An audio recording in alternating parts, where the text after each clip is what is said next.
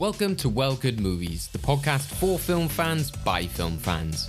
Every episode we look at films old and new to choose what should be preserved for all time in our movie vault.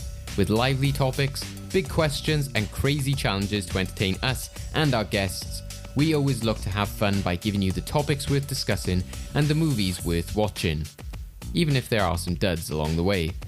But don't just take my word for it. Here's a preview of what to expect in today's episode. I feel like I've done something very bad here, but we'll go with it. We're not coming back. We're blacklisted. None of us are coming back. Nobody knows this is the last episode of Well Good Movies. It's like next week I'm just there like, hello, welcome to Well Good Movies with my co-host Rhys Humphreys. Yeah. Right, Mr. DeMille, I'm ready for my close-up. Are you not entertained? I am your father. Great Scott! Here's Johnny. I'll be back. It's not the car, it's a very naughty boy! Well, good movies. Hello and welcome to Well Good Movies, the podcast that gives you the topics worth discussing and the movies worth watching. I'm your host, David. the orchestrator of today's tournament, along with my co-host. Let me just select him from the character select screen. Krog. Crag, are you there? You had to do it, didn't you? You had to do. I think it's just a miscommunication on the film god's part. He just... I've been doing this show with him for like 2 years at this point. How does he not remember what my name is? I'd like to also mention the film god specifically said he wanted an echo on that one so that it like emphasized it for Craig. So Of course, because it's not enough to have my disappointment once. always nice to hear from the film god.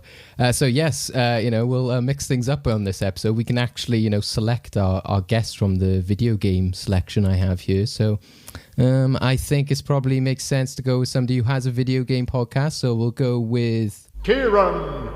Hello. Good evening. How we doing? Doing good, yeah. And I'll go for a new character with this one. He's also a writer on Fresh Take, so that makes sense. We'll go for Rhys. Yo. I love that one. It's like, it sounds the most convincing. I think if anybody of us was to get a fighting game character, it should be Rhys, just for how quick his name sounds. It really goes, Rhys.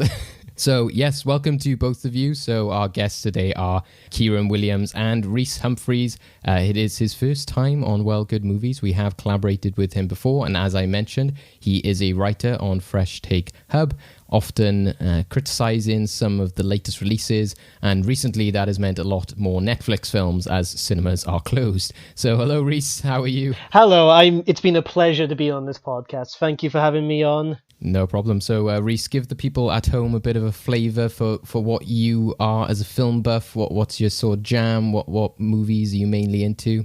Now, I'm not going to be boring and just say, well, I like everything, but I'm going to say what films I've been watching recently. In order to get ready for this podcast, I've been watching many exciting video game films, such as Street Fighter the movie, but that's another topic for another day. The masterpiece known as Tekken, Double Dragon that nearly put me asleep, and, well, that's it, actually. But you're also a fan, as we've previously mentioned, of those kind of 80s, 90s action movies. What do you think? What's the appeal there? What have you always found fascinating about those? Because just in general, from where we've been friends, you always talk about films that are maybe skew into the less good. I always remember you actually being like, oh, I actually like Gremlins too. Like, I know a lot of people don't. And it's, you usually have those hot takes in that sense. Yes, I do happen to have a lot of hot takes. But yeah, I love 80s, 90s films. This kind of goes into so bad it's good films sometimes, not all of them, but there's nothing better than the hero with a gun saying a cheesy one-liner about to defeat his opponent, chiseled out of granite. There's nothing more satisfying than that. Seeing explosions everywhere, and just how, well, action can be very underappreciated sometimes. It's like, because I'd like to think that I'm not pretentious or I don't look down on any film genre. And I think action is something that should always be, well, accepted and loved. Yes, good point. And it definitely will link into some of the conversations we'll have today and the types of movies we'll be talking about. Also ties a bit into video games. So we'll be talking all about that later on. As well, we have Kieran with us. As I mentioned before, he has a video game podcast. So again, perfect tie-in there. But Kieran, what's your sort of vibe as a video gamer? You said previously you're not so much as big into the fighting games, but you've obviously had an experience with the movies and their adaptations. Yeah, by the way, thank you for having me. No worries. Yeah, I've always been more of a story guy when it comes to games. I think that's where my remit sits, really. I will play all sorts, racing games, whatever. But for a game to be a real 10 out of 10 for me, it's got to have a good story to go with it. Yeah, I hadn't really played any of the Mortal Kombat games before a couple of weeks ago when you asked me to come on, and I played some of the early ones, and they are pretty tough, like a lot of old games are. Oh, absolutely. I agree with that.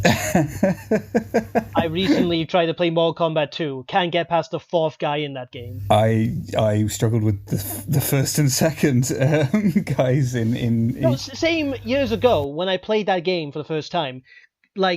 Could barely get past the first guy. Was stuck on the second one for so long. It's difficult to learn from. I kept losing and I'm like, what am I doing wrong here? I can't learn. But it was interesting, it's a bit of a history lesson. Rhys feels vindicated now. He was probably playing through it like, is it me? Am I the only one? He's like, no, somebody else has struggled. Yeah, no, I used to feel like for such a long time because it's a kind of a tough series to play. I'm like, oh, I'm so bad at this game. But I realized, oh wait, everyone is. Okay, great. So, shall we get on to exactly what we are talking about in today's episode? Absolutely. If we must. In today's episode, we're getting ready for the release of Mortal Kombat in cinemas and streaming. So we're going to give our thoughts on the potential of the franchise and take into consideration the previous adaptations, including the 1995 film and its sequel in 1997. So, to get into the zone, we look at a behind-the-scenes feature for the newly released film.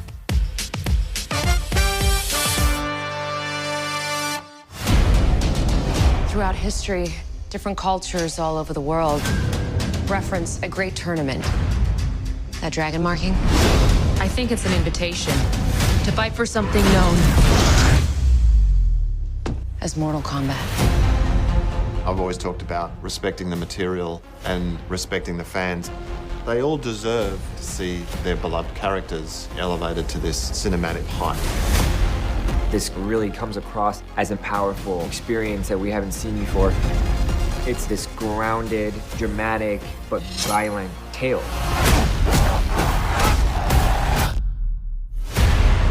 What is so striking about Mortal Kombat is how expansive the story is.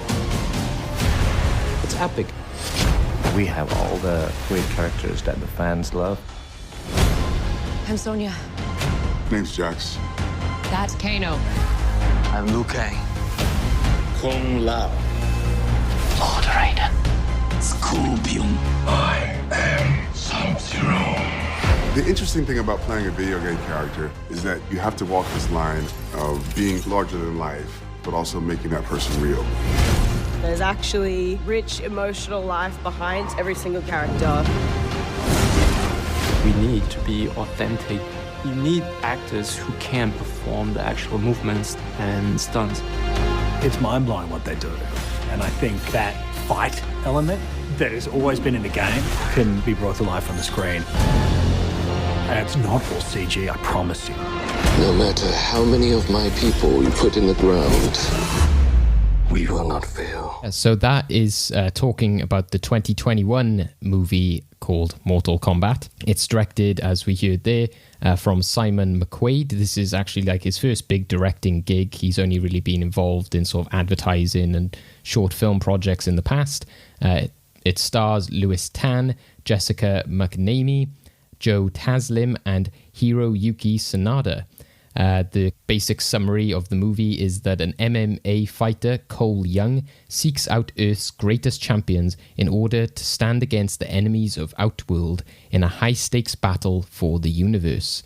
So I thought that was an interesting place for us to start because, again, we are yet to see whether everything they're talking about in terms of it being, this great adaptation and being this great start to a franchise, we're yet to see whether that is actually true or not. But they are talking about a lot of the elements that we've already mentioned and we want to be talking about throughout the episode, which is adapting video game characters and video game stories, being faithful to the material, introducing this whole world of characters and making it believable, etc. So are you guys excited? Rhys, I'll start with you. What are your feelings on this movie? Do you think that it looks like a good adaptation? And are you looking forward to it?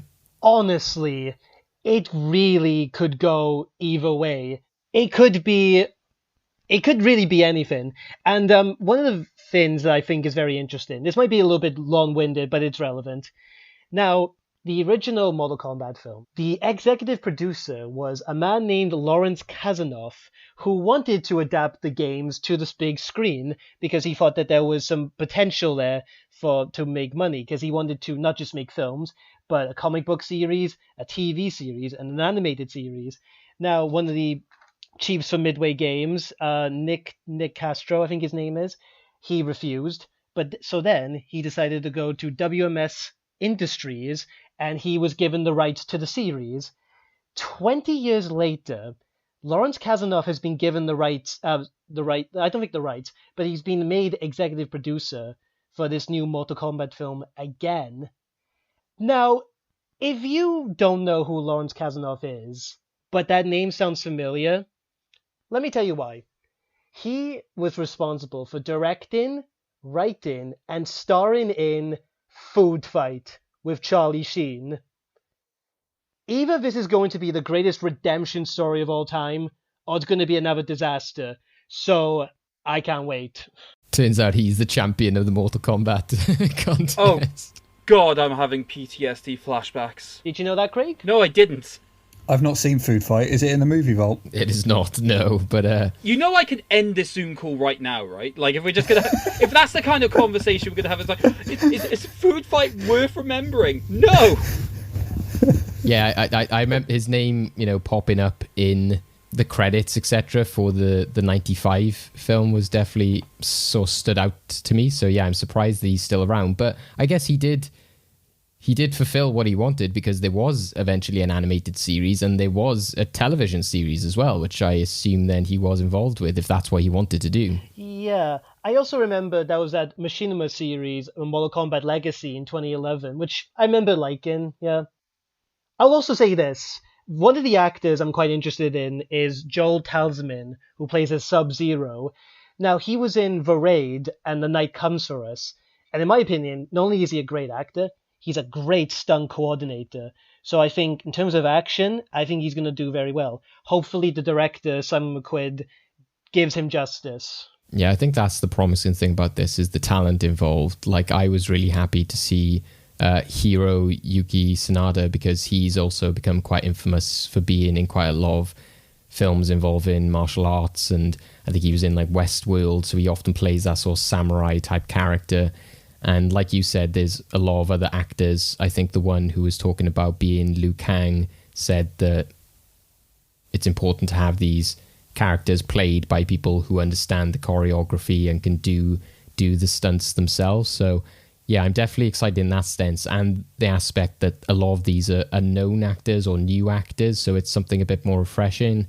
And I hope they do stick the landing with it. So it's that kind of stuff that makes, gives me hope, and it's the visuals and the fact that they're going very much with the R rating and making this a sort of individual project and making it quite different to other stuff, especially in wake of watching the old movies, because the Scorpion, Sub-Zero dynamic and them as characters are so infamous to the series. It was kind of weird to see them sort of sidelined in those old movies, so I'm glad to see that they seem to be a bigger part of this film, which I think is a clever thing to do. But like you, Rhys, there's just like, in terms of the people like involved in it, and again, it's kind of like a very gimmicky kind of story to adapt as well anyway. It's whether they're going to stick the landing or not, whether it's, because we've seen it before with films like Warcraft, the beginning, that was very much like, oh yeah, we understand this franchise, we love it, and it was just something about it that didn't just quite work.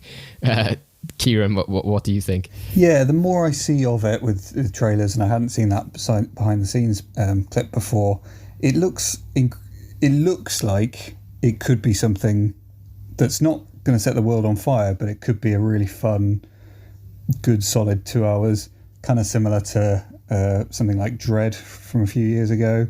Just something, kind of, yeah, like I say, not going to set the world on fire, but really fun, solid action film.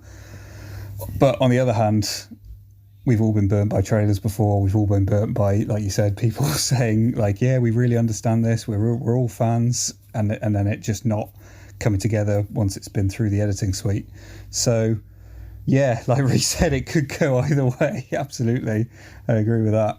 My big thing with this is it's always going to be how well are they going to be able to do the vast majority of characters justice? Because I think Mortal Kombat is one where it's renowned for like the array of characters they have, and the thing that always worries me about films like this is just, will we get enough dedication to all of the characters that they want to choose, right? So I just hope that they're able to strike that balance of being able to, get us to be invested in a lot of these characters, know enough about them to have like enough personalities and characteristics, as well as being able to pull off like a genuine story, as well as having all of the action. Like, I'm intrigued to know how long this film is going to be as well, because I feel like with everything they're trying to balance, it seems like it's going to be close to the 2 hour mark, which could also be a bit off-putting. 110 minutes apparently. Okay, that's not as bad as I feared. It's the right side of the 2 hours, I think. But what are your guys' thoughts in terms of, has this got the potential to become another big franchise? Because that's why I'm kind of gunning for it so much, is because I keep saying with multiple franchises, I'm like, I want another big franchise. I don't want it to always just be Marvel, Disney, DC, potentially Lord of the Rings and Harry Potter. We do want to get new franchises and new stuff coming out, especially when you do see so many come in and try and fail, and you're like, oh, that that was too bad. You had the chance, and especially for something that isn't going in, isn't a kind of like, oh, well, that's definitely going to be popular, kind of like a John Wick in the sense of, like, oh, well, that was a pleasant surprise. So do you guys think, especially from the video game history, as you've both said that you sort of researched, taking that into account, do you think it's the type of story and the type of game that has that ability to become a good franchise, or do you think that it's always kind of going to be a gimmicky action video game movie and nothing more than that, not something that you can build a cinematic universe from? I think it's got two major things it's got going for it. I think one, it's got pretty good and fairly iconic character design, which we can all sit here until we're blue in the face talking about Tony Stark's character development, but at the end of the day, Iron Man is largely popular because it's a cool suit, and so yeah, you've got your Scorpions, Sub-Zero, you got Goro in there. They're all cool characters. Like, obviously, you do need characterization to have a film, but that's enough. That I think is enough to at least draw people in and to get people interested. And then the second thing is just the level of violence that obviously the games have always been known for and caused some controversy when they were first released, which is hilarious now when you look at them. Just that alone, I think we've learned, or I say we, Hollywood studios have learned over the last couple of years that you can do an R-rated film and it still make lots and lots of money with things like Deadpool. And so it'd be quite nice to have a franchise which is just it's just that. It's just just sheer brutality for 2 hours. I think that'll be enough. In a way, the Mortal Kombat series itself, it kind of went through a lull itself, kind of like the films. It's, because you had some time between Mortal Kombat Armageddon, which was the 7th game in the series, and then Mortal Kombat 9. In between that, there was MK versus DC, but no one really talks about that. It was okay. But MK9 was like the reboot, and that was 10 years ago, actually. And now, it's like Mortal Kombat, the series, is like popular again. Heck, Mortal Kombat 10, it got Carl Weathers to play as Jax Briggs.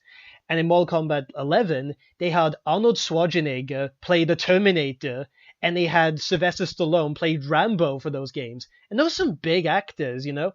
And like the story for Mortal Kombat, it's not deep, it's not complex, it's not Shakespearean, but the characters have likable personalities and backgrounds where you need the just a special kind of caring for the characters and for the writing, and you could do something good. Like, you can. Again, it's not a deep story, and I mean, you know, it's not completely deep, but it can work. It's just, hopefully it's the right team. That's really all we can hope for.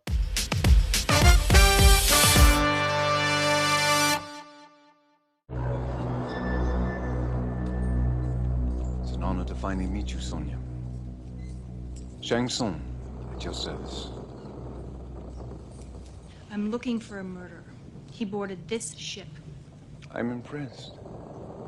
But it is my boat, and if you'd like a tour, I'd love to give it to you myself. Hey, be nice to the lady. She's just doing her job. When I want backup, I'll radio for it.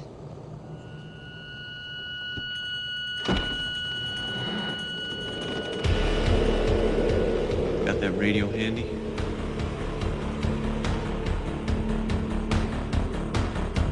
Scorpion and Sub-Zero. Deadliest of enemies, but slaves under my power. Move aside. That right there was a clip from the 1995 Mortal Kombat film, directed by Paul W.S. Anderson, starring Robert Shaw, Christopher Lambert, Lyndon Ashby, Bridget Wilson, and Kari Tagawa as Shen Sun. The story of the film evolves around Liu Kang and how his brother was killed by Shen Sun. He wants to enter this tournament, Mortal Kombat. If Shen Sun wins, he joins his realm, Outrealm, with Earthrealm, and if they do that, Outworld will take over the Earth. And it is up to Sonya Blade, Johnny Cage, Liu Kang, and Raiden to prevent this. Now, as Dave said earlier, I have some pretty hot takes, I have some edgy opinions, as they say, and I guess I'm going to be quite outnumbered today, because it's a silly film, yeah, but you know what? For what it is, it's not bad, I don't think. I think action-wise it's great, but now, Dave, I know you don't really like the film particularly. So could you explain why? Well, for me, it was just more that I enjoyed it, but it was just like when I actually came to reviewing it and giving it like a grade, I was like, well, I can't give it that high a grade. And I suppose it's the same kind of with the sequel. It's just, again, on paper, I can't say, right, well, you had your character development, you had, you know, A to B, the character went through a journey, each character had their arc, etc., etc. You know, there was great performances throughout. So it's like I can appreciate it and I enjoyed it for what it was, but it's just on paper I can't actually give it like a 5-star review because I'm like, well, it's just not got the elements of a film that warrants that. But I can definitely appreciate it for what it is and enjoy it for what it is, while it could have been like a sort of 3-star film for me because it could still be like enjoyable enough. Again, it just sort of missed the mark a bit with just certain things. The fact that Sonya just comes in and was like, where's Kano? Where's Kano? I'm like, who is this character? Yeah. So I just feel that the film often relies on you knowing about the video game or who these characters are. Oh, yeah, I get what you mean. So there was a lot of times that I was just watching it kind of like, what is the point of this? Why are we going through this? So they just skipped so many things. But it was quite weird, actually, as well. I was almost tempted to go back and change my rating of this film, watching Annihilation, because it is like light and day how different these films are. So, yeah. Yeah. Can I just say, sorry, I'm so glad you showed that clip, because after that scene happens, there's a bit of exposition, like an exposition dump. Yeah. I turned to my partner, who'd already agreed to watch both films, and I said, yeah, this is the good one. Yeah. You know, like I said, if I had chosen like Scorpion versus Johnny Cage, you would just hear a bunch of, yeah. Speaking of Johnny Cage versus Scorpion, that is easily my favorite sequence in the film. The image of the forest and the trees going down, Johnny Cage walking around, and he finds Scorpion. Then Scorpion transports him to his hell in order to fight him. And you know what? Look, I don't know much about Paul W.S. Anderson. I know he's apparently a terrible director because this is the only film I've seen from him. But you know what? In this scene, his directing isn't bad. It's like he captures like what hell looks like with the cobwebs and the platforms and the skeletons, and he captures Scorpion and Johnny Cage fighting each other. And what I really like near the end as well is when they had Johnny Cage defeat him and he threw his autographed picture at him, because that was a reference to one of them games. Because in Mortal Kombat, not only can you just do fatalities, you can do friendships where you don't kill your enemy, but instead you like become their friend. Like, for example, I think there's a character called Cabal who has like a marshmallow on an open fire. I think there's one where Liu Kang dances or something, and one with Johnny Cage where he signs an autographed photo and then he doesn't kill him. So I thought that was really cool, to be honest. I hope there's a friendship moment in the new film. Actually saying that. Oh, me too. Or babality. So I'm glad you brought up that scene, because it had one of my biggest questions about the film, which was just because they were setting up every single fight as okay, so this is a tournament, this is just your opponent, and then it just because it happens right after Sonya versus Kano, like she kills Kano, and then they just cut straight to that, and I was just like, wait, what? Are they just now all just free for all fighting with each other? What's going? It just lost all sense of pretense, and it's just like, you know what, just go at it. I don't know why, but also just his death when they slice his skull in half. I was just, at that point, I was just like, what? And you know what, to be fair to Dave, what he was saying earlier, that sometimes you have to understand the game sometimes, which is not a good thing. Because, like, I know the basis of, like, Scorpion does that sometimes when he sends people to hell. But since you guys don't really know that much about the games, it's, like, so confusing. It's like, yeah, like, what's happening here? And that was a pretty, like, unconscious event of scenes, like, oh, this guy fights, this guy fights, and this guy fights. But again, for the directing, I think it was not bad.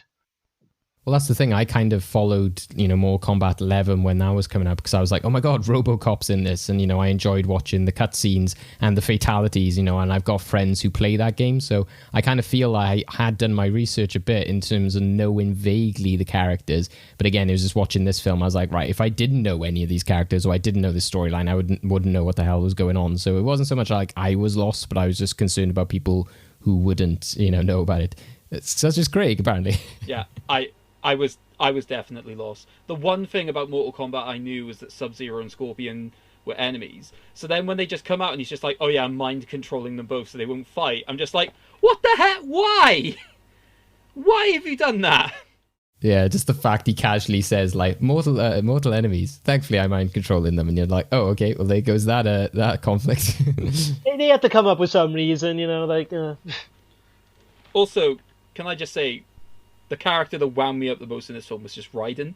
He just kept showing up every now and then. I'm just like, if you're meant to be so powerful, just do something else. Apart from just be like, advice. And don't forget his Tommy Wiseau laugh.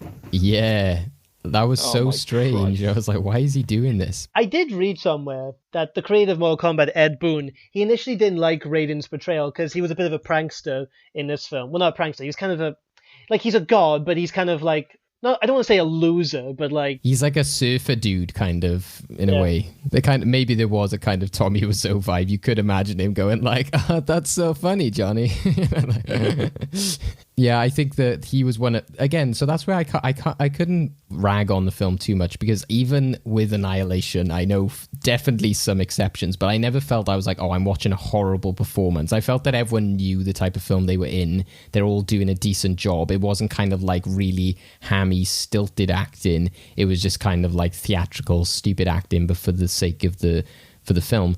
And the fact that those actors have come back, I think that you've had like Lyndon Ashby has played Johnny Cage in the video games, etc. And I really enjoy Kari Hiroyuki Tagawa as Shang Tsung, and I'm really upset that he isn't in the new film, actually, because they brought him back for Mortal Kombat 11, and I know that obviously it's a video game, so you can make him look young, but they have him as an old and new version of himself. I'm like, why don't you just put him in the new film? Like, he's so associated with that character now. And again, I was a big fan of him because he was in Man in the High Castle, but he's been in so many things. He's such like a legendary actor. I was just like, that would have been such a nice thing to do as a throwback to the films and to the video games, considering that there's so many new actors within this. But yeah, I had a problem with Raiden because again, from what I knew of the video games, I was like, isn't he usually wearing like a hat sort of thing? You can't see his hair. So I was looking at him like, who's this guy with white hair? Because there is a character with white hair in Mortal Kombat which controls wind and stuff. And I was like, is this him? And I was like, no, it's... Fujin. Yeah. Fujin, yeah. Exactly. So I was like, oh, wait, this is Raiden. And I was like, but Raiden, from what I know, doesn't sound like this, doesn't look like this.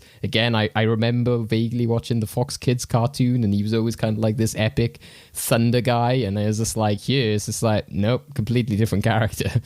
With incredibly dated, like, lightning effects CGI that I'm pretty sure I could do on my, like, Adobe Premiere. It's better than the 3D models. Yes. Yeah, you're fine. What I would say is that one practical effect in the film that I did like up until a point when it actively ruined some of the action was how they made Goro look. As a practical effect, looked very, very good. Cannot fight for shit. All he can do is just the occasional movement of fist. And that meant that his fight against Johnny Cage was one of the worst things I've seen. I love how one-sided that fight was. It's like, wow, they made Goro look bad. For what they big up as, like, you cannot beat him, you have to... He's like, don't worry, I've got a plan. Apparently his plan is just nut punch and then, like, throw him off a cliff. And then he's able to beat a giant guy with 4 arms without taking a single hit. And in certain circumstances, I'd be okay with that. But not if it's just whack, run, cliff, kick, fall off, badass line. Like... That's where, from what you guys said as well, though, that's where I do want to give credit. Like, obviously, the music, you can imagine when they made it, they were like, oh, this is going to be so epic. Like, the fact that they just start the film with it straight away in both instances, it was really jarring to me because I'm used to seeing that New Line Cinema logo for, like, Lord of the Rings and stuff. So for it to start with, like, dung, dung, dung, like, you're like, oh my God, what the hell? This is so strange. But I do think the visuals of it are really strong. And I think it's the difference with having that actor... the director that you mentioned, Rhys, Paul W.S. Anderson. Yeah. I think that he brings a lot more charm to it. It kind of, to me, had the charm that you have with something like Hook, when you have like those kind of sets that you know are fake, but they kind of like add to the atmosphere. And even though you have the gimmicky electric special effects, there were certain times where I was like, okay, for the time, that is pretty good. Like, I thought the Scorpion stuff looked pretty decent. Like, when it came out of his hand in that clip, I was like, that actually looks quite good for the time it was made. And like we said, the what is Goro, is it? Goro. Yeah, what did it call him? Grogu then for a second. I'm like, what? Different franchise. Yeah, Goro, like, I thought that he looked really good. And yeah, I just appreciated the sets. I liked the boat. That looked really cool. So that's why I was so confused with Annihilation, the fact that was a higher budget and that looked awful. I agree with David. I think the locations for a film which is basically adapting video games, I thought were quite beautiful. Because I thought it struck that nice balance of you could see these locales being somewhat real, but they also just had that sort of rendered look to them as well. So I thought that they added a bit of vibrance to the film that I was willing to get in, to just accept, basically. Yeah, it'll spark the later rant. David, you've kind of, in bits, you've kind of explained what it is I like about this film and like about films like it. Like, when you first asked me to be on this podcast, I was kind of worried because I knew I'd have trouble explaining this. But there's this sort of 90s action film aesthetic where it's not just, it's an aesthetic, but there's also actor performances. It's the whole thing, and the best word I can come up with is just naff. Everything's just a bit naff, and I love it. It's just everything, including dialogue. It's just, like you say, the sets aren't super realistic. The dialogue's a bit, there's throwaway quips and stuff. And that's why I love 80s and 90s action films. Like, I forgot to mention that, actually. Just, like, it's like a distinct aesthetic, as you said. Rhys, we need to compare some notes on other movies, mate. Like, Ooh, yes. Sounds like I've been copying off you. Sorry.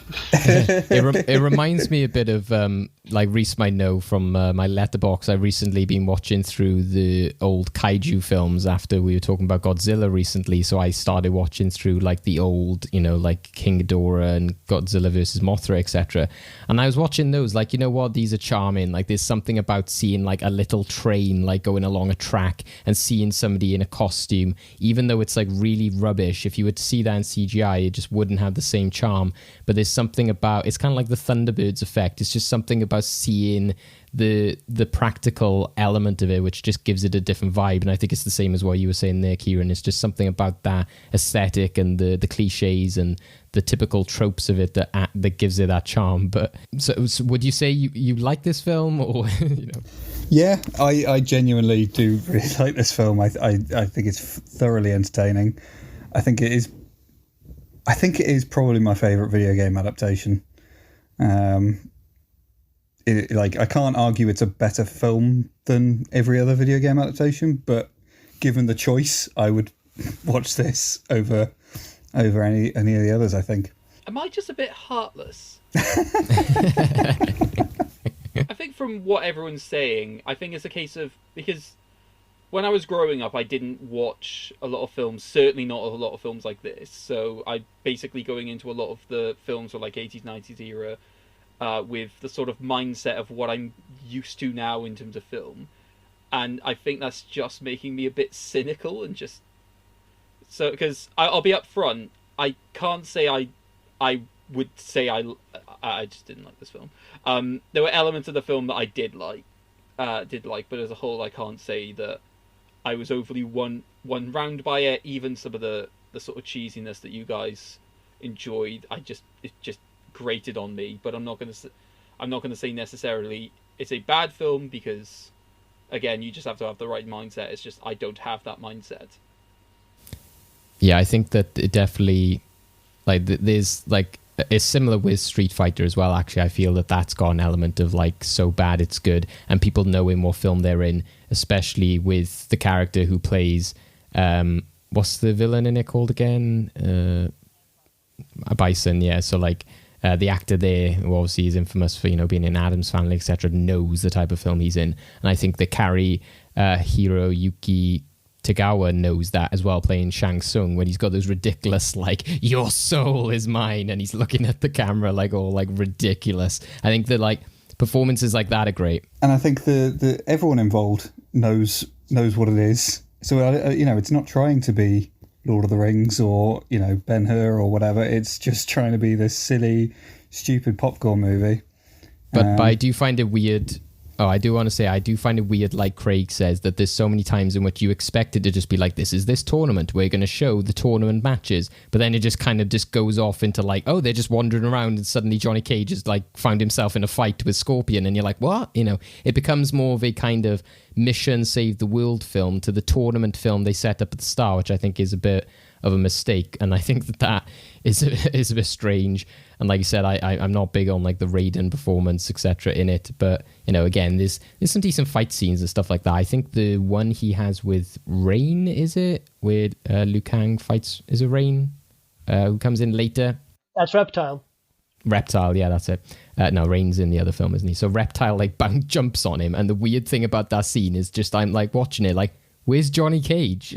Like, he's walking along, springs this like monster comes out, and he's just having this kick-ass action scene with him, which is great. But throughout it all, I was like, where's Johnny Cage? What is Johnny Cage doing? And then he just like joins Johnny Cage again. He's like, right, ready to go? And they're like, yeah, and let's carry on walking. And I was like, I have a quick question for people who know about Mortal Kombat. So the first fight that Goro has, and he kills, who does he kill? Some jobber, I don't know. I can't remember. Yeah, that's just some throwaway character. Right. Okay, great. Because what wound me up about that scene as well, because obviously that's where we see the problem with the animatronic guy fighting, is that when that guy then gets killed, I think his name is Art. Sonia and Johnny are there like, no! I'm just there like, who is this guy? I know, he's not... When did we see him before? He's not even in the series, he's just a made-up character, and it's like, Like, he was just designed to be killed. It's like... Is he genuinely a morph? Pretty much, yeah. Oh my god! That reaction did make me laugh. They're like, no! And you're like, what? Why? Such a tragic death. They actually probably have a more visceral reaction than they do to one of the main characters in Annihilation, which we'll get to, I'm sure. But yeah, that's where I also have problems, because I'm like, again, it's like the chemistry between Johnny and Sonya. I'm like, what? You don't really set up their relationship. That's just kind of out of nowhere. Kind of the same with Liu Kang and Katana. So they just throw in a lot of stuff which is just like, okay, you just kind of have to go along with it. But again, night and day compared to Annihilation. They were going to originally add more romance with Liu Kang and Katana, but they kind of wrote it out the script, and then they forced it into the other film, but we'll get to that. Can I also just say, Lyndon Ashby, in my opinion, is fantastic in this film as Johnny Cage. He, he captures what Cage is like. He's just a dickhead, basically. He just captures him. And to me, he was one of the funniest parts of the film, in my opinion. I thought it was a bit of a weird disconnect with Johnny Cage, because when we see him on the film set, I thought he was wanting this idea of, I want people to respect me, I want to be seen as strong, etc. I was like, yeah, okay, I can understand as an arc. And then when he just gets to the ship and he's just ordering Lou to take his bags on the ship, I was like, at what point were you built up as I'm going to be disrespectful?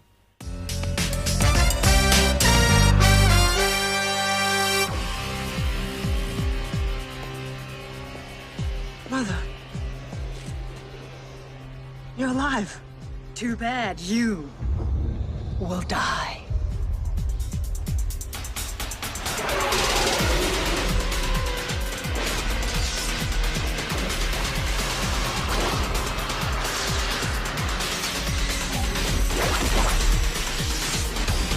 As long as I have the power, Khan, you will never rule this world. As long as the portal remains open, your world becomes my world.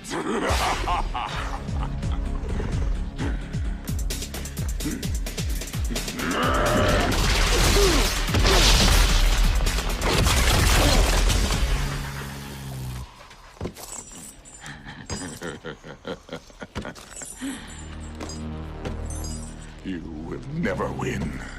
Any Oscars. You will never win any Oscars. Or any level of prestige of any capacity. Somehow, I just knew you were going to pick that clip just for the dialogue at the start. Now, again, there's no other time in which there's dialogue. There's music. It was like, this is the only time there's dialogue. So yeah, this is Mortal Kombat Annihilation. Fans of the first film didn't have to wait long. It's just 2 years later, 1997. This came out, directed by John R. Leonetti. Film stars Robin Shaw, Talisa Soto, Brian Thompson, Sandra Hess, Lynn Red Williams, Irina Panteva, Margene Holden, Musetta Vander, and James Raymar. The story picks up directly after the first film with Shao Kahn, ruler of Outworld, invading Earthrealm to take Earthrealm by force, thus negating the rules of Mortal Kombat. And so once again, it's up to our heroes to stop him before Annihilation. Mortal Kombat Annihilation was almost universally panned by both fans and critics. I think unfairly. So I thought it was really interesting going back into this, because I knew about that critical reception and I knew that I agreed with it when I first watched this film. But I knew that both films, they're quite similar in their tone and in what I was talking about earlier, that sort of naffness to it. So I really wanted to get to the bottom of why one's, good to okay or bad, and then one's bad to pretty awful. And I've got to say, I was struggling a bit to come up with any real conclusions. I think everything I said about the first film applies to this film. It's just sometimes they just go too far with some of the dialogue is just really, really awful, like that clip we just saw. Some of the green screen and the effects, it's like they double down on everything that's bad in the first film. All the fight scenes where there's, and I'm conflicted about this, but the fight scenes where there's jarring either rave or metal music in the background, just really quite abrasive whilst the fight scenes are going on. I really enjoyed rewatching this. I've got to say, I found it very entertaining. However, yeah, unlike the first film, I'd say it's about 50% ironic. That's sort of so bad it's good. But the other 50%, I don't know, there is still something about this film that I enjoyed. The stuff I was talking about earlier, the naffness, but also I think the action is still pretty good in this film. Like, I actually think the fight scenes might actually be better in terms of the choreography. Some of them, I see your face, Craig. Some of them, like, like if you compare the like early fight scenes from the first one, like the ones on the beach, to some of the ones in this film, I don't know. I think they're a little bit more, slightly more competent, I'd say. More martial arts rather than just people throwing their legs around and that kind of stuff. Yeah, exactly. But yeah, that's my initial opening thoughts. I'll throw it open. Now, Dave and Craig, as you said before, you were like a casual viewer going into the first Mortal Kombat, and there's a lot of stuff you didn't understand. I felt so sorry for you for going through Annihilation, because you had to here is a list of characters that were introduced into this film. Sindel, Shiva, Ermac, Rain, Motaro, Jade, Melina, Baraka, Smoke, Cyrax, Nightwolf, Shinnok, and they name drop Cabal and Striker. And I gotta say, this film is the stuff of legends. I had heard about this film for years, but for me, this film is so bad it's funny, but it is probably one of the worst films that's ever been made. I just love how in this movie they're just characters who show up and you don't even know who they are, what their names are. They just show up for 5 minutes and they disappear. The best scene in this film is when Liu Kang goes to Nightwolf to basically get help from him. And Nightwolf is like, "You must pass 3 tests to defeat Shao Kahn." And then he proceeds to give him 1 test, and he never shows up again. Also, what's their obsession with you have to pass a test, a tournament, you have to do this like rule of 10 or 3 to do anything within this world? I'm like, well, according to your world logic, you can just cheat and break the rules and do whatever you want anyway. You know, like how sometimes there's films you watch where they think they don't know what they're doing, they're just making this stuff up as they go along. That is like this film. Because, like, they're asking Raiden in the beginning, well, why are they here? We won the tournament. And Raiden's like, what was closed can be open again. And Sonya Blade's like, what does that mean? Like, I agree with her. What do you mean by that? Explain, great thunder god. I did feel that Lynn Red Williams playing Jax was the audience in this film of all the times. He just came in like, what are you talking about? What does this have to do with me? And I was like, thank you. I was like, we're here with you, man. Sonya's unnecessarily cagey about giving him any answers. Yeah, you could exactly. just explain. That scene where Sonya Blade is talking to Jax, it's like, and they get into an argument. Why are you going against Jax? He didn't do anything. Like. It's so strange. She's like, why do I have to tell you this? It's the end of the world, the outer world. Why do you not know this? It's like, because we didn't just go through an entire film like you. That's what I think is interesting about this, though, is like it's like one of the earliest Part 1, Part 2s ever. Like, it's like before Harry Potter and the Deathly Hallows, there was this film, and it was like, but it's not even like Infinity War and Endgame where they're 2 different films. They were like, no, this is just the same film. We've just extended the end of it like exponentially, but it's also for some reason turned really, really bad. I think I also saw an IGN article where it was an article I saw which they talked about who played what character, and that was it. I think they were talking about who plays the characters in the new film.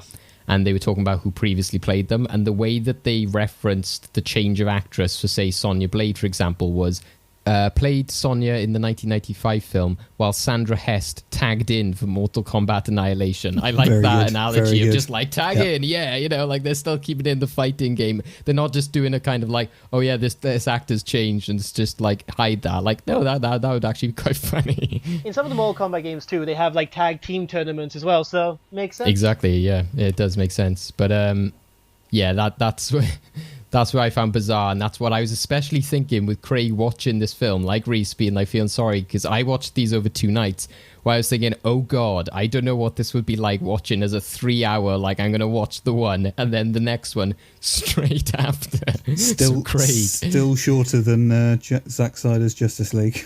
Yeah, exactly, which is bizarre, but yeah, I don't know. I'm just interested to know what that experience was like. Craig, go ahead.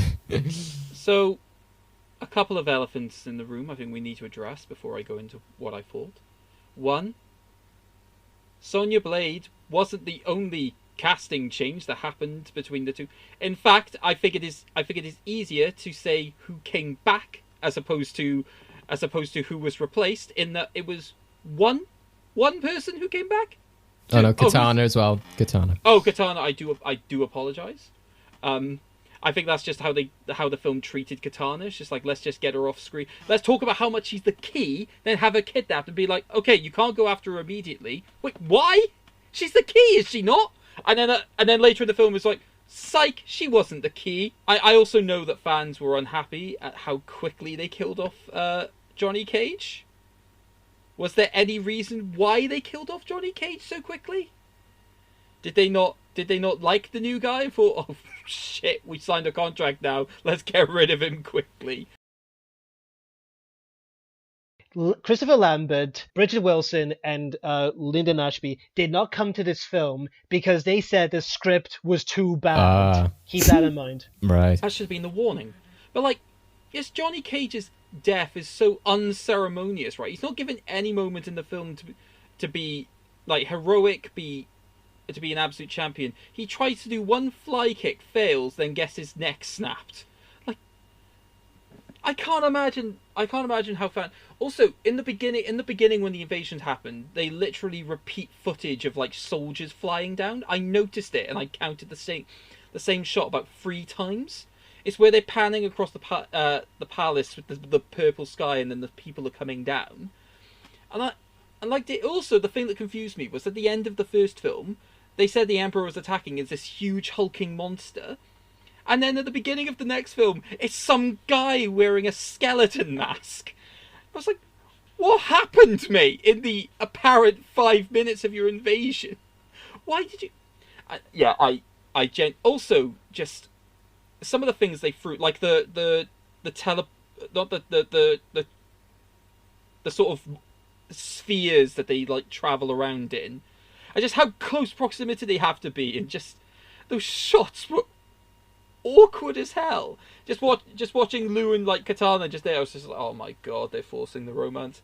And then the brothers of Sub-Zero and Scorpion show up to then fight. Like, the thing I genuinely hated the most as well, but I also just think the acting performances were dreadful in comparison. Because I understand the idea of understanding what you're meant to be in, but then you can, I think as Kieran said, you go too far. Some people just decided the too far option was all they were going to do. Like the generals, just the scene where they're arguing about who should be in charge, and they're just there with these cliched lines of just like, you,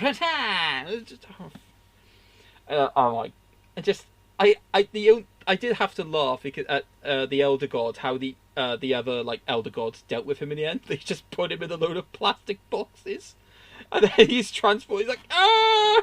Off to the negative zone. Yeah, I know. Just the fact that like so many characters just die, like they build them up throughout the film, like Shiva, like, yeah, I'm this great warrior, and then there's just a cage just lands and I'm dead. And you're like, what the hell? What was that about? Oh, and Rain. Remember when Rain is just there, Shao Kahn like uppercuts him and he just dies. It's... The character that wound me up the most though was Jax, because I thought his costume was atrocious. The fact that because I thought they were meant to just actually be full-on replacement arms.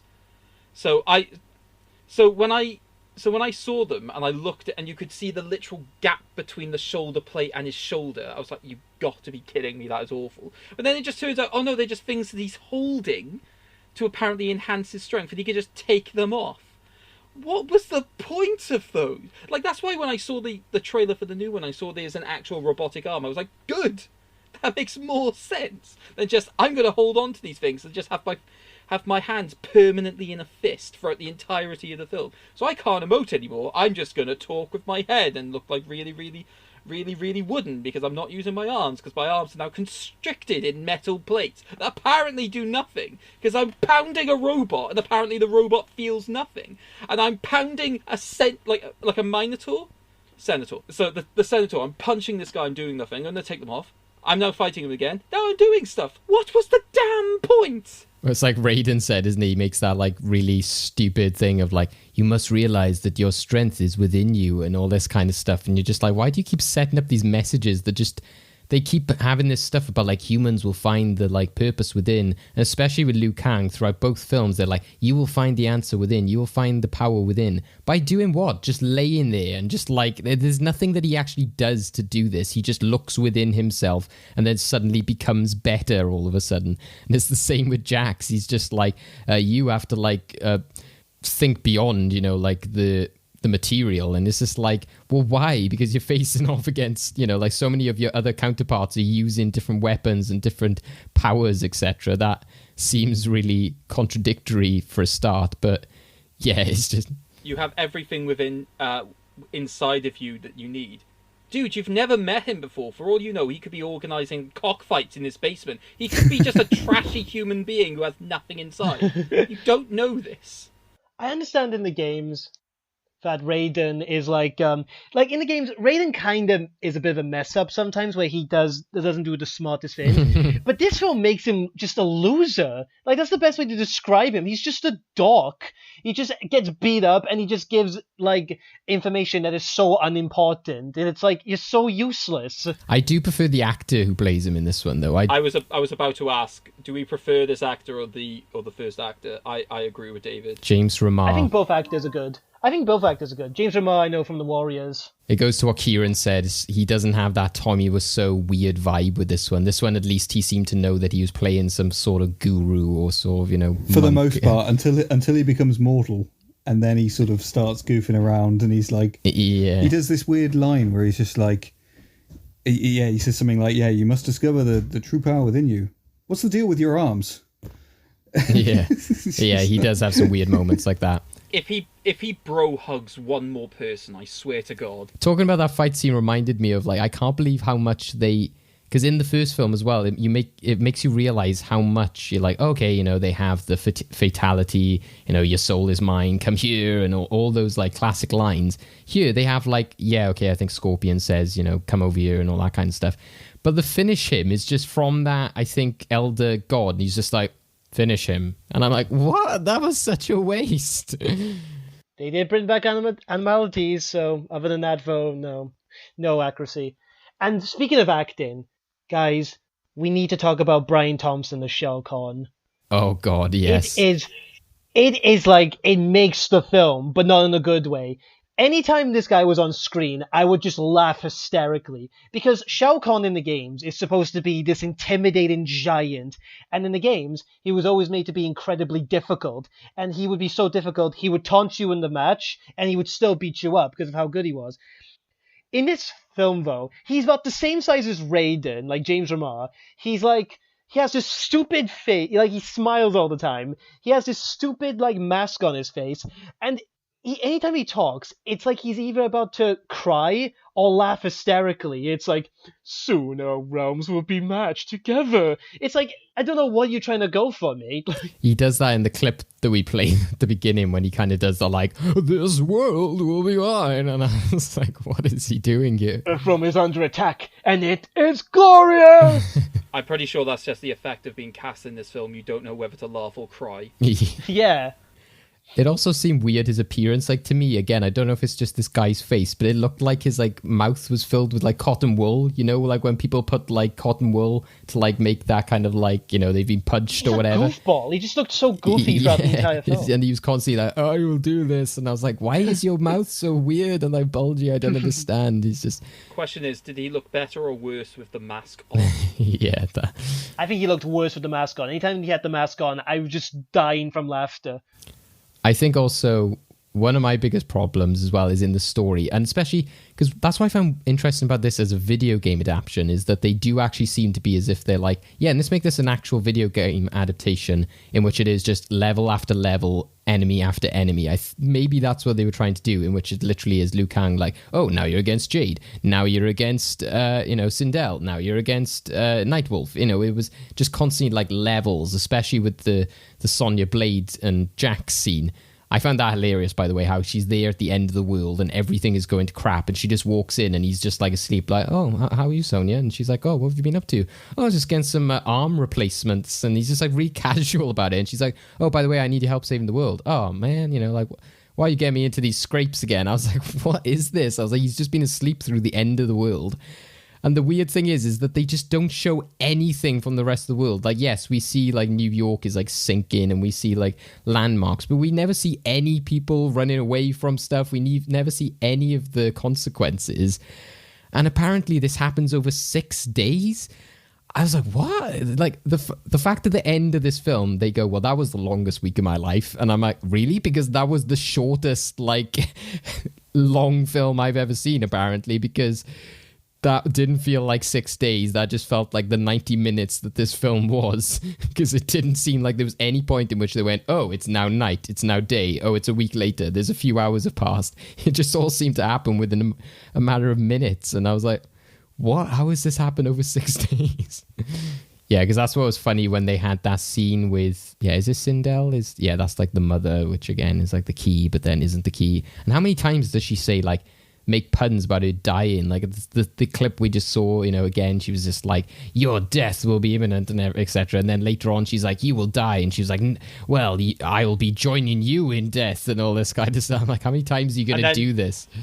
And then does a random Wonder Woman spin for literally no reason. That's why I just don't understand why this film was a higher budget. It took far less at the box office, that makes sense, but I was watching it kind of like, how did the effects in the first film and even the costumes look better? Because this kind of stuff just looks really like, her costume looks like Halloween shop budget I've seen kind of stuff. episodes of Power Rangers that were higher budget. Yeah, well, even the Power Rangers movie probably has better CGI at the end than the CGI we see at the end of this film. I was going to ask what everyone's thoughts on that.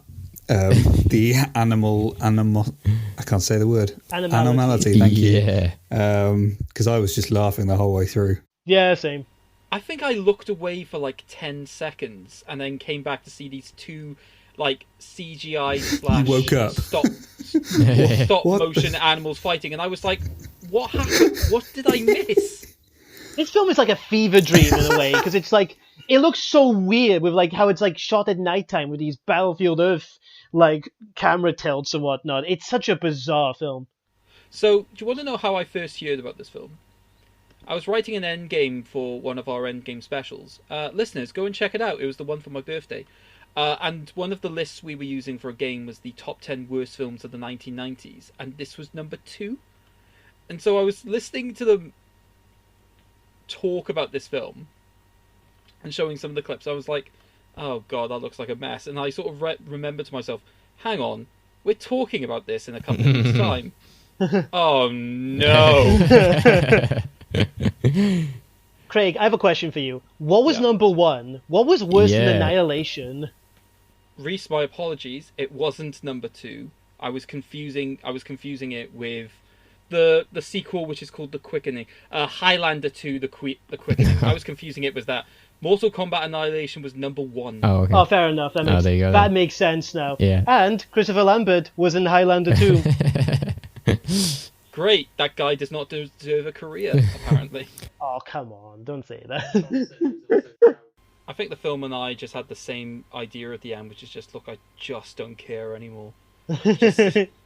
Just do whatever you want. Just get on with it. But I can understand like elements that Rhys and Kieran mentioned because, like, again, you know, on paper, I'm like, yeah, I need to rate this low because there's just no character development. There's none of these essential parts of the script. But I'm like, but at the same time, I'm like, it's just such a like stretched out action scene that there's also not in that way as much to criticize either, because it's like, I don't know if I would call it like, oh, one of the worst films ever, because to me, again, I was thinking of something like The Last Airbender, in which they're like, they tried to make a good film. They thought they were like, oh yeah, we're setting up this world, we got all these characters, and it's just actively bad, with like bad characters, miscasting, like actors who like are not even of the same ethnicity of the characters they're representing, really, really dumb, shitty visual effects and fight sequences. Whereas again, I was like, this kind of at least knows that it's bad and is somewhat restricted. I suppose that maybe counts more towards the first one, whereas this, they,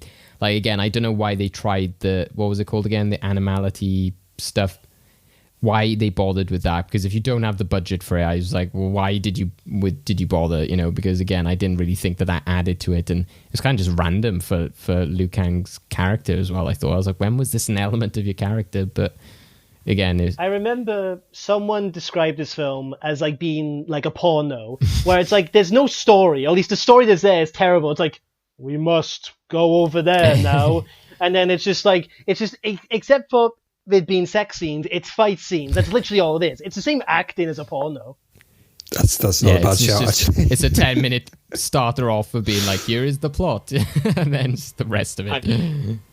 I think the comparison there is just in either situation somebody's getting fucked, whether it's like the porn actors or whether it's the audience. I genuinely think that this film is an insult to the fans, though, because I think that, especially coming off the first one, where we've already said there's a lot to get involved in, and I think to an extent that you'd see that and go, okay, you can watch it and get a lot of, you know, genuine care and attention put in, to then come to this film where there's so much where it just seemed like they were foaming it in. I would just see it as an ultimate insult, right? They spent more money on a vastly weaker product, and I'm not surprised that people hated it as much as they did at the time. And like Rhys said, the fact that the actors wouldn't come back makes a lot of sense. Because again, why would you read the script and go, oh yeah, this makes sense, let's just pick up immediately from the original? It's not a kind of Incredibles in which you're like, oh yeah, wouldn't that be fun? Now it's like go in this direction. It's kind of like, no, we're just literally going to pick it up and have like a big action sequence, and it'd be like nothing different about the film, and it'd just be a series of fight scenes. And I just don't know why they went into the film thinking this is a good idea, because as again Rhys said earlier, listing all those characters ultimately means you're going to piss off a lot of fans, because so many of them unceremoniously die or just get introduced for like no reason. And you know, you get like characters like Jade, who again I think is like a big part of the series, or even Katana. Again, like I was really disappointed. I was like, oh yeah, she's cool in the film, in the game. She's got like these fan blades and all that kind of stuff. What, you see it like once. I'm like, what? And I was like, I want to see some, like, you know, a lot of these characters in the games have like staffs and swords and stuff. And it's like, none of that is in here. I know I did say like one of the worst films I've ever seen, but like I kind of feel, well, no, not harsh because it deserves it. It's a terrible movie, but it's a movie that I can watch and I can laugh at. Like if I could find some way to watch it, I'd see it again for like a so bad it's good night, you know. But I mean, technically, like aesthetically, in terms of scripts and acting, it is really bad. Like again, I've given it 1 star, but the only reason for that is just because it made me laugh. Yeah, so it is The Room of video game movies. But I think The Room was made better than this. Interestingly, that brings us on to the movie vault. This might be a very contentious one now, is do either of these films, or is there going to be a wild card? I would say so, just keep it down to talking about the 2 that we've discussed today rather than so any other fighting films. Do either of them deserve to go into the movie vault? I think I can imagine what Craig's response is, but I'll be interested to see what the argument is. Yeah, both of them, 100%, and Double Dragon. Oh god. Rhys, what do you think? So yeah, it's our vault of movies to be preserved for all time, for people to go back and, you know, the best of fantasy, the best of Star Wars. Move we have over, got the bad Citizen ones Kane. in there. Yeah, we have got, you know, the likes of Good Luck Chuck to represent bad Valentine's rom-coms, but again, I don't know if this is too niche a thing to be like bad video game adaptations. Just for its niche quality, you got to have the first movie in, because even if, like, no matter what you think of the film, it's probably one of the better video game adaptations out there. And hell, it might even be the only decent film Paul W.S. Anderson's ever made, so that's special in itself. Annihilation, the tagline for that movie was, destroy all expectations. That film, it's a special kind of bad that needs to be remembered. Like, it's like you need to just remember how terrible it is, and it has to be seen to be believed. You must, even if you have in like a tiny little vault, like, you know, just like the one that you'd have to learn a code for, or like a handshake for, you need it somewhere. You know, you need it. I just saw that Paul W.S. Anderson was like a producer on Three Musketeers as well. That like 2000, and I hated that movie. I'm like, oh man, you know, so what are you doing with yourself? He didn't come back for Annihilation because he was going to do Event Horizon, which might be his only other good film. Yeah, he hates Annihilation. He said hated that. Annihilation, and that's the reason why he's been involved with every Resident Evil film, because he can't deal with someone else taking over the franchise. And can you imagine if there had been a bad Resident Evil film? And he did Hey, Alien I've never versus, seen those films, I don't know. Alien versus Predator. Wow, this guy, yeah, like Rhys said, he's got such a good history with movies. But Craig, what is your reaction to Rhys's justification of them going into the movie world? I'm not accepting that. I'm just not. That's fine. I can accept that. That is okay. Rhys has forfeited the planet in this in this tournament. If you forfeit, the planet will be lost. Sorry about that, guys. Annihilation came. I don't know. Yeah. So, well, are you for both of them? Do you think, Kieran, or why not? Puts me in this difficult position now, and so I'm like, they make good points. I do like Rhys's justification for Annihilation. Actually, the tagline thing does actually make me laugh. David, I'll quit the show. Put them in. There's only one way to settle this. Mortal Kombat! Mortal Kombat! Yeah, this is a difficult one. Stick the first one in. Just the first one. Yeah, you know what? Yeah, maybe you should just like the first one. Look, if I'm going to lose this argument, I will lose it on the first one. I will be damned if you put the second one. We'll start a new vault. Hey, Rhys. Yeah, exactly. We'll do a better vault. The secret vault. You two will have a suitcase. Yeah, I think for the fact it's one of the most famous video game adaptations, I think the soundtrack as well. Obviously, the song has become infamous via the film, especially. And the visuals from it, the fact that the actors have been more affiliated with their roles, and again, it's one of the better video game adaptations, and whether it leads that person to go watch Annihilation outside of the vault, then again, destroy all expectations then in that situation. But okay, much to probably Craig's dismay, into the movie vault goes Mortal Kombat from 1995. Will the new one join it? Maybe they'll bring balance to the force if it's actually really good. Let's hope so. I feel like I've done something very bad here, but we'll go with it. We're not coming back. We're blacklisted. But... None of us are coming back. Nobody knows this is the last episode of World With It's like next week I'm just there like, hello, welcome to Well Good Movies with my co-host Rhys Humphreys. Yeah. What do you guys think at home? Does Mortal Kombat deserve to go into the movie vault? What are some of your favorite video game adaptations? And should you destroy all expectations for Annihilation? Should it be destroyed? Should it be preserved? Let us know. Though Craig probably doesn't want to know if it involves putting it in the movie vault because he doesn't want to see that happen. So we'll now go to our own contest, over to the endgame. We're in the endgame now. Okay, endgame time, and I ask that all of you destroy your expectations.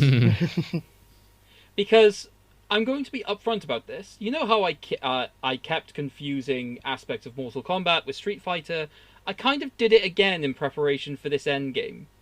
But okay. Not in the way that you'd expect. Basically, there's a particular scene that I know from Street Fighter, which I thought was in Mortal Kombat, is famous, and it's the inspiration for this endgame because this is a game all about film memes. So welcome to Meme-ory Lane. The idea is that this is going to be a quick fire round, so each of you will have a minute. I'm going to tell you like the name of like a film meme template, and I want you to basically tell me what film that sort of template originated from. So this might be like a quote from a film that has sparked a load of different memes, or this might be like a general concept describing a particular sort of image. What I'll do is I'll give you a minute to correctly guess as many of them as possible. I will want the exact name of the film, and if it's a franchise, I want the specific film in question. Do we have any questions from the guests? No. Okay. So, to determine who's going to go first, we are going to do a coin toss. Whoever calls it chooses if you wish to go first or second. Heads. Okay, so you've called heads. It is indeed heads. Woo. Nobody can see that. So, Rhys, do you want to go first or second? I'm gonna go first. You're going to go first. Yes. Okay. It was at this moment that he knew. He f***ed up. So, David, I believe that the film god himself wishes to introduce people into this. Go! So that is what will happen. So once you hear that sound, the time will begin. Okay, Rhys, you ready? Ready as I'll ever be. Alright. 3, 2, 1. Go! Prat keeping. Prat keeping. 1 minute, Rhys. Could you repeat the question? Could you repeat the word, please? Prat keeping. Wow, I'm stumped actually. Wow, like. I would advise passing is a good idea at this point. I'm going to pass. Yeah. Okay, you're a blank. I'm a what? Oh. Why are you writing these down? It's a I don't know. You tell me. I'm a wizard. I'm a what? Harry Potter and the Philosopher's Stone.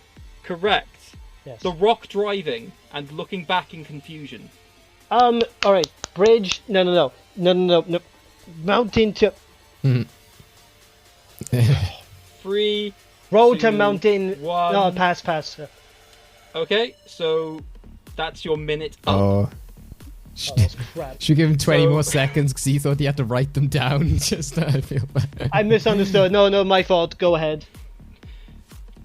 So, I was expecting a few more to be gone. Yeah, well, I think I've lost. Let's go on. No, I mean, only 3 of the 40 that I prepared have been used. And to be fair, I could probably use some of them again, so I'm happy to just reset the minute. So reset your score to 0, but just once you know the answer, just tell me.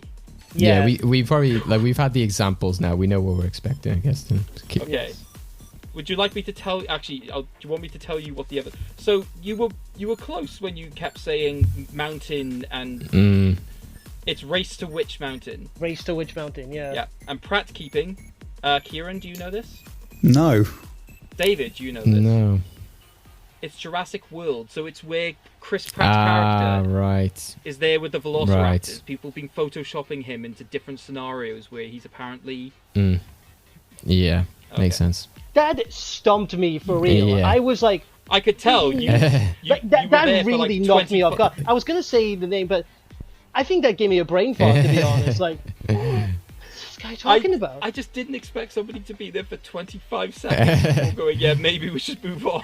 That was like a Vietnam stare I just had. Like, what's he talking about? So, resetting the scores. Rhys, are you ready? This time I'm ready. Let's go. Right. Yeah, you cool, bro? Yeah? I am cool, bro. Okay. 3, 2, 1. Educational Captain America. Captain America First Avenger? Nope. Spider-Man Homecoming. Ray Liotta laughing. Goodfellas. Correct. Blank. Blank everywhere. No, pass. You merely adopted the blank. The Dark Knight Rises. Correct. Perfectly balanced as all things should be. Avengers: Infinity War. Correct. Communal scream. Oh, pass. Get in, loser. Pass. First time. What's that film? The Ballad of Scruggs. I'll accept that. Yeah. Mark's love declaration. Pass. Stop trying to make blank happen. Pass. And that's your minute up. Slightly much better. So ironically, two of the ones that you blanked were from the passed were from the same film. So Get In, Loser and Stop Trying to Make Blank Happen are both from Mean Girls. Right. I see. Fetch. Mark's love declaration was Love Actually.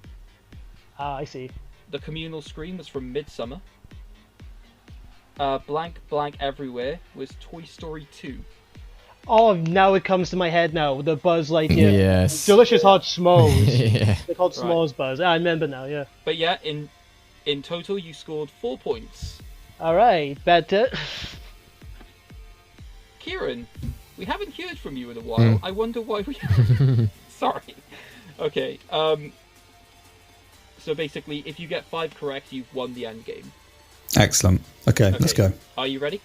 Yeah. Right. 3, 2, 1. I guess you could say things are getting pretty serious. Pass. Why can't you just be normal? Pass. You underestimate my power. Star Wars Episode 3: Revenge of the Sith. Correct.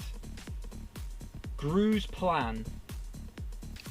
Guardians of the Galaxy. Nope, Despicable Me. I'm something of a scientist myself. Spider-Man. Correct. Blank, that would be great. Pass. Oh, no, sorry. Office Space. Correct, I'll accept. Killing younglings. Star Wars Episode 3: Revenge of the Sith. Correct. I have no memory of this place. Lord of the Rings, Fellowship of the Ring. Correct. It's been 84 years. Titanic. Oh. Correct. So, let's just go over some of the ones that you skipped. So, I guess you could say things getting pretty serious is from Napoleon Dynamite. So what it will be is that statement will follow just like a mundane sort of status. Why can't you just be normal is from the Babadook. So it'll be followed up by like... Oh, yeah. Bar that, you got it. So in the end, Kieran, you scored 6. Whew. So in that particular version of the end game, the winner. Hey. Congratulations, Kieran. Thank you. Finish him. No, please don't kill me. No, friendship all the way. Yay. Friendship. So, yes. And that concludes the game.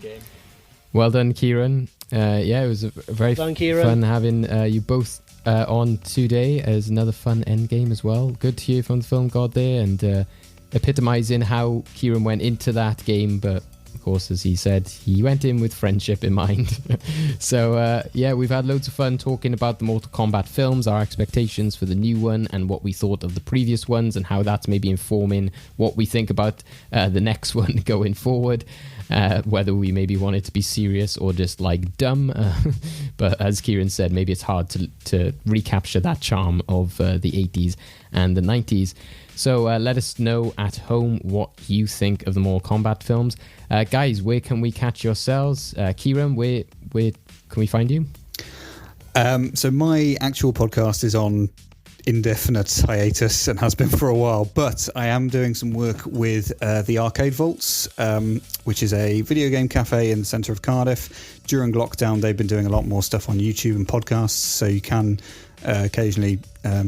I sometimes pop up there, so just plug those guys because they're doing good work, and obviously when they reopen, check them out as well. Yeah, I think Rhys has like a link to that as well, don't you? think so. Well, I am a writer for Fresh Take. Usually I review films, but this upcoming Monday, I will be releasing a piece on Street Fighter the movie, where I'll give an abridged version of how the film was made, what went on behind the scenes. I talk about the performances and how it's so interesting that perhaps it could be turned into a film. So check that out on Monday. Yeah, definitely. It's a very fun one. The next disaster artist, as Rhys speculates, which I think is a good point about it. Especially a lot of these bad movies. Maybe Annihilation could also be the next. It's just a film, just a fire, and there's loads of people running away from it. Yeah, that'd be good. You on Twitter and stuff as well, Rhys? Is it? Did you say? Oh yes, my Twitter is at Rhys Humphreys 33. Awesome, go check it out. So you can catch us as well, as Rhys said, on freshtakehub.com and at Fresh Take Hub on Twitter, Facebook and Instagram, as well as our specific podcast socials, which is at Well Good Movies on the same socials, which is Instagram, Facebook and Twitter. You can catch this podcast on all good podcast outlets, including Apple and Spotify. Please make sure you give us a thumbs up, a rating, a review. If the site you listen to does reviews, it all helps us to go up in the ranks, so that'd be very much appreciated if you could do that. You can also catch us on YouTube as well, where you can subscribe and follow, etc. Anything else lastly from yourself, Craig? Flawless victory. So psych, no it wasn't. Carry. Get over here. So yeah, thanks very much, guys. We're gonna go now. Have fun, and we'll maybe see you on the other side of the 2021 Mortal Kombat film. Catch you later. Thanks for having me. Thank you for having me. Thanks, guys. Bye. Bye. Bye. Finish him.